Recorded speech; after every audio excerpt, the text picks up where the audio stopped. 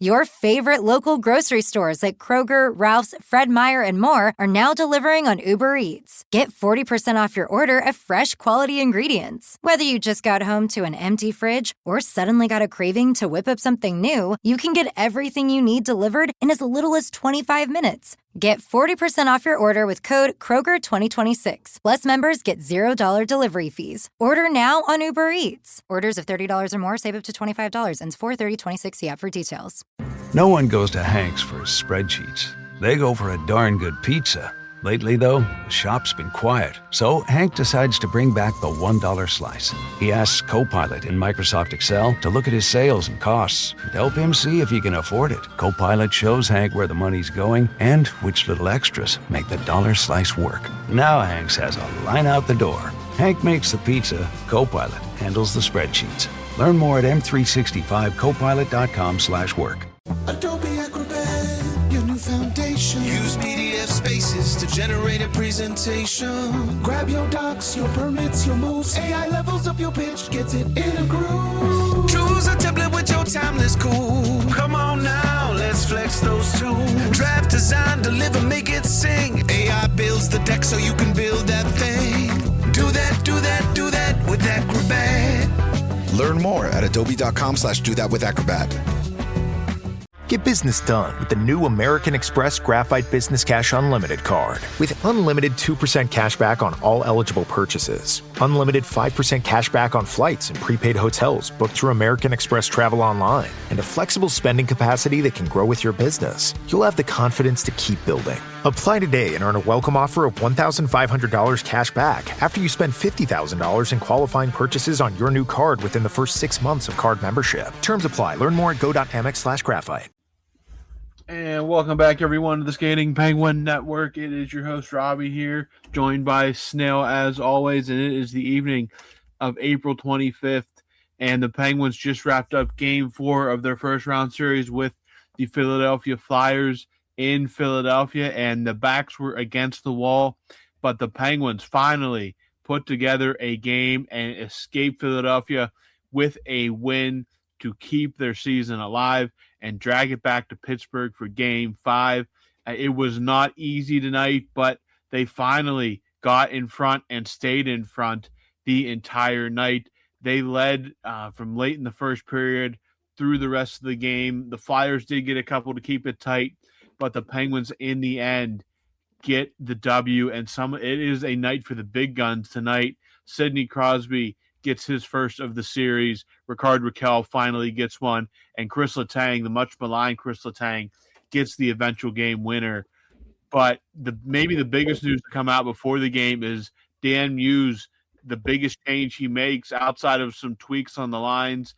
The big change is Artur Shilovs gets the start in goal and posts a pretty good performance against the Flyers tonight. He stops 28 of 30. Again, this is a guy that he does not have much NHL experience coming into the season. Most of his NHL experience was actually in a playoff series against the Edmonton Oilers when he was a kind of an emergency fill-in for the Vancouver Canucks, drug that series to 7 games and played very good, almost helped the Canucks pull that out against a very good Edmonton team that eventually went to the Stanley Cup final. But he steps in tonight for Stuart Skinner, posts a very, very good contest, doesn't let up a goal until late in the second period.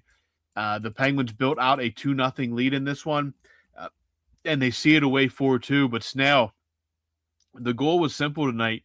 All you had to do is win. That was it. Didn't matter how, you didn't have to be pretty. It didn't matter how you got it done. You knew you just had to win this game tonight, and they found a way. Like they have so many times this season, they found a way, and we get at least one more on Monday night.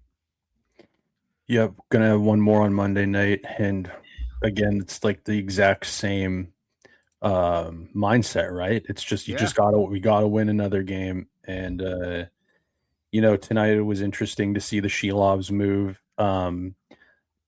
Muse not really tinkering too massively with the lineup, with the lines up front or the defensive pairings.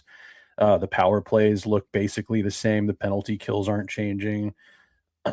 I don't think Stuart Skinner was like the catalyst for these losses. I thought Skinner had played actually quite well. And I thought Jody Shelley on the on the broadcast actually made a really interesting point. And I don't think Brian Boucher was on, but I always get them confused too. I always think Jody Shelley is Boucher on the broadcast, but he was making an interesting point that Shelovs is an energetic kind of goaltender, kind of cut from a similar cloth as Jari, but we don't even need to mention that name in these current times. But that resonated with me. I thought that was so true. He's very athletic, and his those second attempts where he can make these kind of more acrobatic saves. He said that kind of will spark your team. It kind of gets your team into it, like, oh man, our goalie's kicking. And I noticed that a lot tonight, man. I thought that you don't have much to tinker with the roster right now. It's not like they can go out there. You're not going to go start Boko Amama on a fourth line. You're not going to go out and start. Yeah. You're not going to put Sid on the fourth line. You're not going to, do something drastic at this point.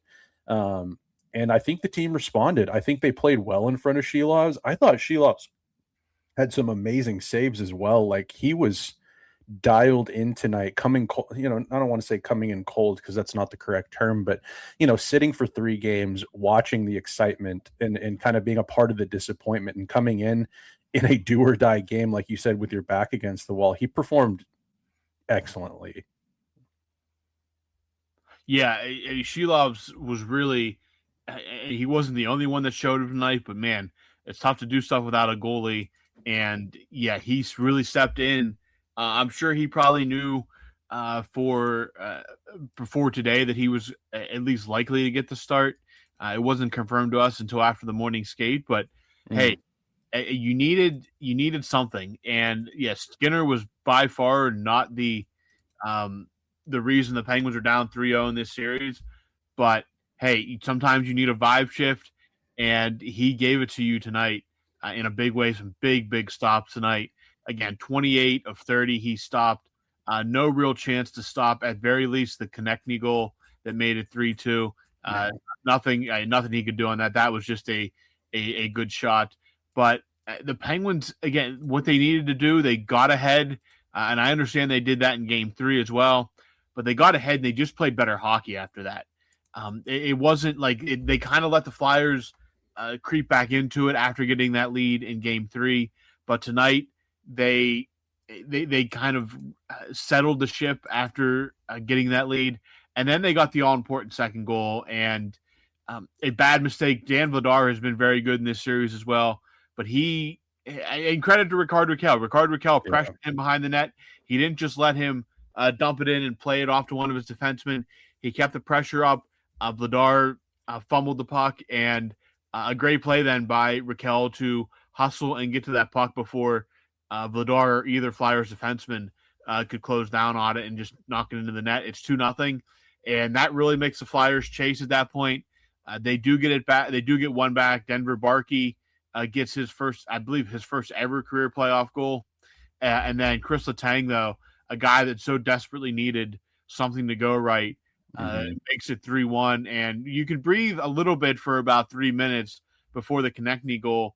But when Letang scored, everything that he's gone through this season, this series, to get the eventual game winner in what could have been very well could have been the last ride of Crosby, Malkin, and Letang. Like every one of these elimination games could be the last ride, but Chris Letang said not tonight. He gets that one to make it 3-1 on a nice blast from the high slot that beats Vladar clean, and then they do have to hold on. It does get a little clenchy toward the end of that third period, but the Flyers eventually pull Vladar for the extra attacker, and Connor Dewar, he's part of that great fourth line, salts it away with an empty netter with about a minute left, and everybody kind of breathes at that point because at the very you at least got a Game 5, and the mindset's the same on Monday. You just got to win that game. Yeah, and let me kind of spin you let me get your opinion on what you think about this.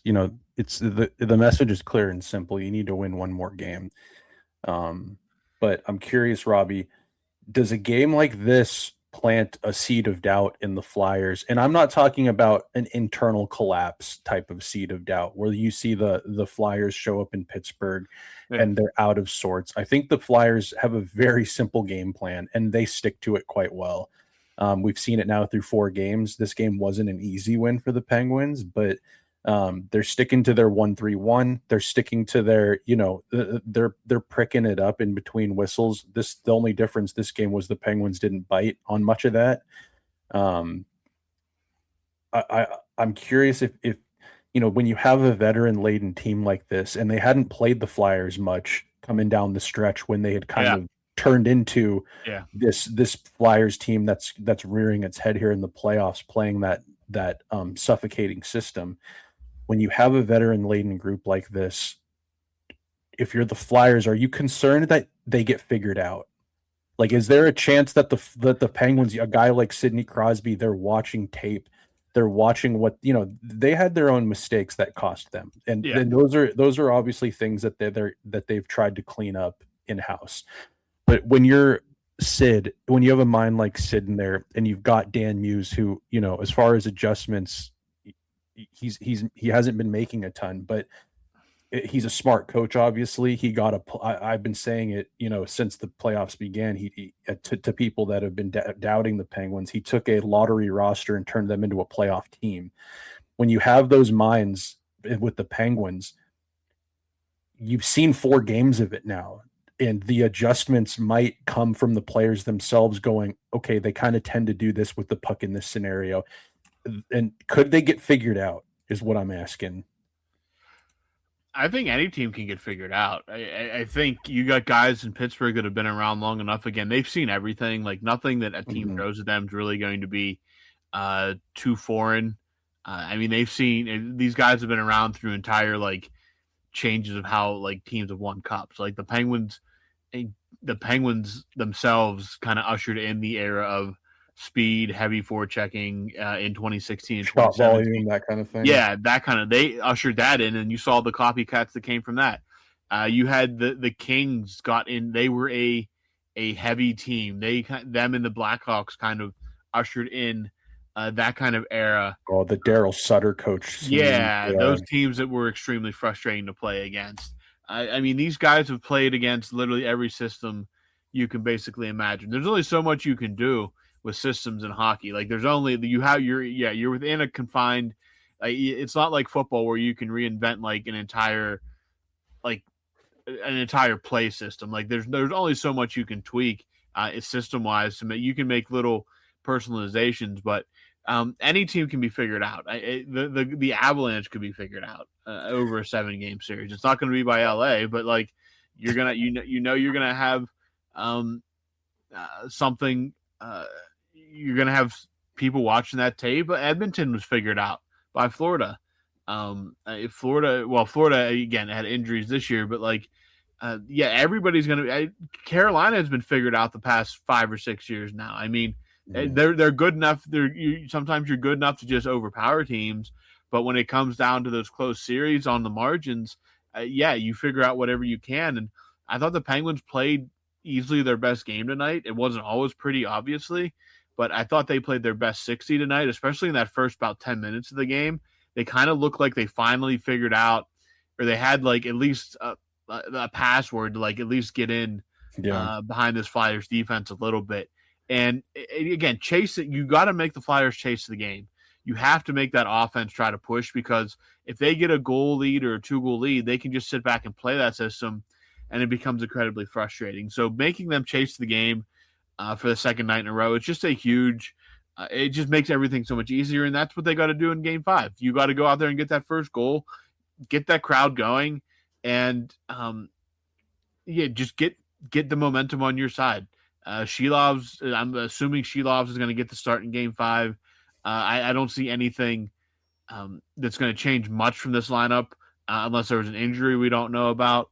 I do know there was video that came out after the game of Shelovs was getting in Trevor Zegras' face during a TV timeout while he was skating back to the net. Yeah, I think you get back home now. That crowd's going to be rowdy, and you know what you have to do, but you can't win all 3 games on Monday night. You can only win that one. And again, I don't want to say there's necessarily a seed of doubt now, because a sweep's hard to do, whether basically no matter who you are. Like, a sweep's hard. Closing out a sweep is probably, I think a game 4 sweep is I've heard it's one of the hardest games to win. Yeah. I mean, it's because, to win 4 in a row in the NHL, when you're playing a team that you're relatively evenly matched with, a team that still has players like Crosby and Malkin and Raquel and Rust and all those guys, yeah, it's hard to do. So, but again, maybe the Penguins are just innocent where you can't give them a little bit of life, because now they get to go home. They get the crowd behind them on Monday. And again, the Flyers probably were ready to just head to Raleigh. And now you have to make the trip back across the state before you can go anywhere else. You still got to win one more game. You still have to win another game yet. The Penguins have to win 3. The Flyers have to win 1. But until one team wins 4, this series is not over. And, we get to go home. We get the crowd. We have the momentum now. Just come out Monday and just play your game, and the results are going to come. Shelov's was great. Hopefully he can keep that up. But hopefully the big guns can get going again.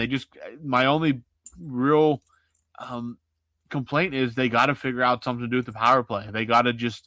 They had chances tonight where they could have built that lead when it was 1 goal or 2 goals, and they let those chances go. And they, in a tight series where you got to win every inch now, I just wish they could figure out a way to get that power play clicking like they did in the regular season. Yeah, the power play does need to get going, because it's actually working against them at this point, I think. Yeah.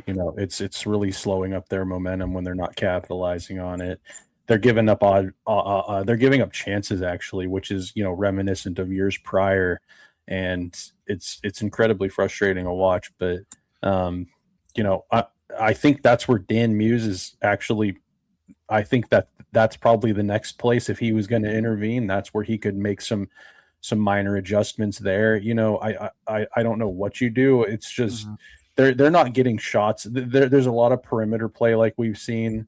The Flyers are just blocking shots, man. They're getting in the way. There's not a lot of room out there. They're really having to whip the puck around quick because they're playing so aggressively. The Flyers are in their defensive zone. And man, I don't know. During the regular season, their power play was so good when they've got that extra time and space. Like, you're even noticing it with Chinnikov now. Like, he had that chance during the regular season. He probably puts it bar down, and he even had some time and space, but he's so rushed, and he's got probably so much adrenaline that puck is going high and wide.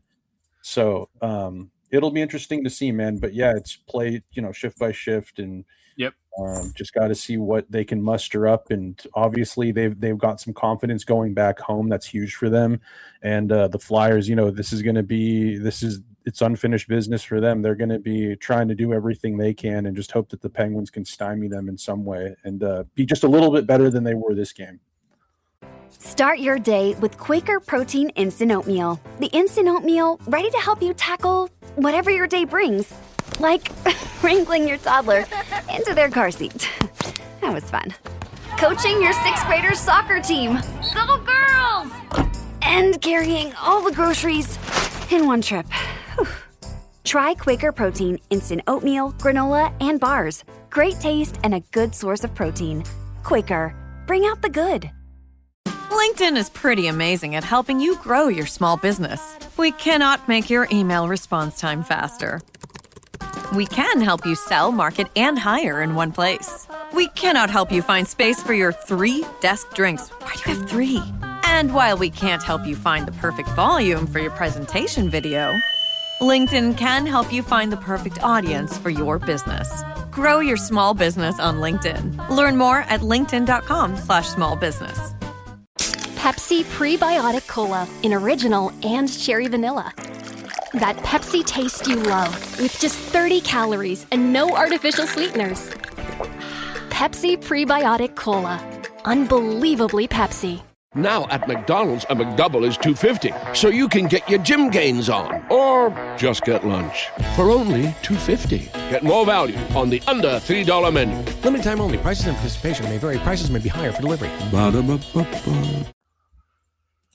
Yeah, Chinnikov, man, it would be great to get a goal from him on Monday night. He definitely seems to be just stressing a little bit. First time in the playoffs.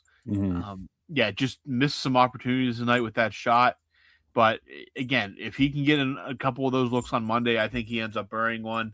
But again, Philly keeps most things at the perimeter. They do a good job of closing down that middle of the ice that can be dangerous. I mean, that's where Letang stepped up tonight and walked right down Main Street and was able to blow that one by Vladar. Those chances have been few and far between for the Penguins in this series, to Philly's credit for what they've been able to do. But hey, the Penguins took advantage of that spot, those chances tonight, and a big gap by Vladar, who finally blinked in this series. Really his first mistake. Don't know how healthy he is. He was kind of a question mark coming into this game after, I believe he has an upper body injury stemming from Game 3. So, yeah, I mean, that was a credit to Raquel, though. Raquel pressured him. Vladar panicked, and the puck just squirted free, and Raquel got to it and poked it home. And that's really that was a big change. That was the 2-goal lead. That was a huge a swing in that game to finally, the first time they led by 2 goals in this entire series, to finally be able to build that and then just keep the Flyers at bay from that point was a big moment for this team and this game, and maybe even this series. I agree with that. I have a question for you, Robbie, and it pertains to an individual on the Philadelphia Flyers. And I know you're not a gambling man, but if you were to put money on it, would you put money on Garrett Hathaway being a single-digit IQ individual? If I'm looking at that entire roster, he would be the one I would pick out first. He is a guy that, like, I don't like. If the Flyers are serious about contending, I don't think he's on their roster next year. Like, he's probably taking up a spot that could be used by a much more skilled penalty killer, or fourth line forward. He's 34 now. He looks kind of like an Easter Island statue. I mean, Hathaway Hathaway. Like, I thought during the regular season when Zegras was trying to be like an annoying kind of prick, like I thought he was trying to force it a little too much during the regular season. But like Hathaway is he's always been that guy. Like, he's always been a menace, and like he's out there for one reason, and he's one of the few guys that really kind of plays that role in the NHL anymore. So it'll be interesting to see. Like, I mean, he did play 10 minutes tonight, which is a pretty high for a team that was chasing the score most of the night. But I mean, he's getting ice time around Matvei Michkov, about the same ballpark there. So I mean, he is a Flyer. He is a Philadelphia Flyer through and through. Like, if you would build a Flyer in a lab, that with like Bobby Clark's scoring ability that is Garnet Hathaway. But he is. I would not like. He'd probably get confused by a 2+2 math problem. Yeah, I just see the look on his face every time he's on the thing, and I'm just like, I think that guy. I would guess that maybe there's times during the game he looks around and he's just like, he forgets where he is, kind of. He's the kind of guy that Garnet Hathaway is the kind of guy that wants to buy a backwards hat, but he can only find forward-facing ones. I went to the hat store and I really wanted one of the backwards hats that everybody wears, but all they got is the forward-facing one. So I don't know where you guys get them, but that's Garnet Hathaway. I think he just looks like where your brain's supposed to be. There is a singular horsefly buzzing around trying to escape. It's just the monkey with symbols from the symbols, from The Simpsons. It is just a crank monkey. You just turn the key and it starts banging its symbols, and that's what he hears during the game. When he tries to count what time it is on the clock for the period, his teammates ask him to stop so he doesn't hurt himself. Yeah. He can't read a watch with hands. The concussion spotter can tell when he's trying to count, and they have to pull him. Yeah, but I mean, the Flyers again, they're not like they used to be, obviously, but this has definitely reignited this rivalry a little bit. Like you have the guys that are now starting to get under your skin. Couturier was obviously always one of those players. Konechny was annoying, but now you throw in guys like Owen Tippett. Zegras obviously is a pain. Forrester, Cates, all those guys that now that we're going to have to remember these names for the next however many years because they're going to be the staples. But no, Garnet Hathaway is definitely he's a few eggs short of a dozen up in the old noggin there. But hey, I mean, I don't know. He gets his ice time. He's a very talkative player. Let's put it like that. Yeah, he's a talkative player. I just think that there's a lot of other better talkative players out there, and I'm sure there are. But he's the Flyers are the ones that are up 3-1 right now. So he's been he's factored in on the penalty kill, and the fourth line for them has been great. But man, when I see that guy, I worry for those around him. Yeah. Oh gosh, but yeah, Flyers are up 3-1. But hey, it's a 1 now, not a 4-0. So you're gonna make them at least travel back across the state, and hey. Home crowd on Monday night. It's going to be wild. You know that.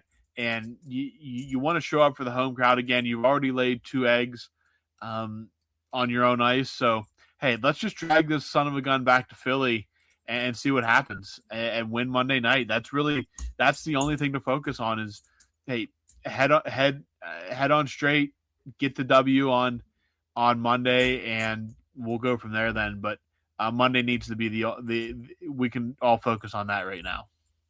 That is the focus. I'm sure that's what Sid's preaching in there. I'm sure that's what was kind of the mantra going into a game like today was just got to win one. But that same mindset will shift here to the beginning of the week starting on Monday. Yeah, absolutely. And the Penguins could have been team number 2 eliminated from the playoffs today. They will survive until Monday at least. Carolina swept Ottawa in 4 straight games. Linus Ullmark, I mean, if Ottawa fans are blaming him, they better find a better scapegoat because the offense in Ottawa completely evaporated in this series. Carolina won. They flipped the script. They needed goaltending apparently to be one of the best teams in the. I kept hearing that they just need good goaltending, and they're the best team. They're one of the best teams in the league. Well, Ullmark turned into Boston era Ullmark, and the offense was on a milk carton. Yeah, the offense completely. Brady Tkachuk did not register a point in 4 games. Oh, that's brutal. Yeah, Logan Stankoven was the MVP of that series. I think he had 4 goals in 4 games. And then in the Lone West series playing today, which has been an absolute baller of a series, Minnesota evens it at 2 apiece after an overtime win in Game 4. That series just was coming off a frantic 2 overtime game in Game 3, but that series has lived up to the hype and more.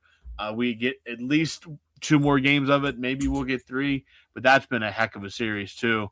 That's been playing kind of right alongside the Penguins. I think they've been night for night so far. So hopefully we get a few more. That series has been absolutely fantastic. Yeah, that's been a great one. I wasn't able to catch that. I wasn't able to catch the other games that I had to work, but on a Saturday. Yeah, it kind of worked out that way. I didn't have to work Thursday or Friday, but I had to work Saturday. But yeah, man, maybe this job I'm working is good luck because it's the first day on the job and the Penguins win, and then I work there Monday also. So maybe. All right. Well, I won't watch my work clothes. I'll keep the same work clothes.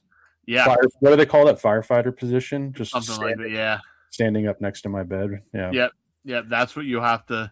to keep going because the game time has been announced. It is 7:00 Eastern, so it'll be 4:00 out in Snell's, out west where Snell is. But if you're a hockey fan, Sunday it's a 4-gamer, starting at 2:00 with Boston Buffalo. 3 crucial series that are 2-1. Boston Buffalo, and then you have Colorado and LA at 4:30, which could be a handshake game with Colorado up 3-0 in that series. You got to think that's a sweep. Yeah, that's what I'm feeling. Unless it's a gentleman's sweep, but LA looks completely out of their depth. And after they blew game 2, I kind of figured that was going to be going to end in 4. And then you have Tampa Bay and Montreal, which has been 3 overtimes in 3 games. That has been a thrilling series, which we expected. And then I don't know if it's surprising anyone else, but Anaheim has taken a 2-1 lead in their series over Edmonton in what has been just fire wagon hockey every night. So if that's what you're into, turn in late. That's a late one out east, but that has been a fire wagon series through 3 games, which kind of was expected. Neither team really has that much interest, and there is rumors that in goal for Edmonton in Game 4 will be none other than Mr. Tristan Jarry. Oh man, that is not the goalie you want in if it's a fire wagon of a game. That's not a goalie you want in if it's a tight game. He's actually just not a goalie you technically want in any circumstance. There is talk that we could be seeing the playoff debut of Edmonton Oilers Tristan Jarry. How short of a leash do you think they have on him for that game? If he, Ingram's been a sieve through 3 games, so I don't know if it's unless it be like 3 goals in like 4 minutes or something like that. What if it's a Tristan Jarry masterclass of like 2 goals on 3 shots in like night? In the clock only says like 17-15 on it, including the first shot. Yeah, and the one it has to be the first shot of the game. It has to be the first shot, and then he'll make a save, and then he'll give up another one from like 3 towns over. Exactly. I mean, that's just welcome to the Tristan Jarry show, Edmonton. Yeah. Thanks for Skinner. Yeah, but all right, guys. Game 4, Penguins win 4-2. They stay alive in the series. They head back to Pittsburgh for Game 5 on Monday. Snail, do you have any final thoughts before we head out here tonight? I don't, man. I think we can wrap this one up. All right, so that's what we're going to do then. As I mentioned, Penguins get a big win to stay alive in Game 4. Game 5 is on Monday night, and we will talk to you after that. So until then, you guys enjoy your Sunday and your Monday, and we'll talk to you guys once the final horn goes on Monday night. Have a good one, everyone.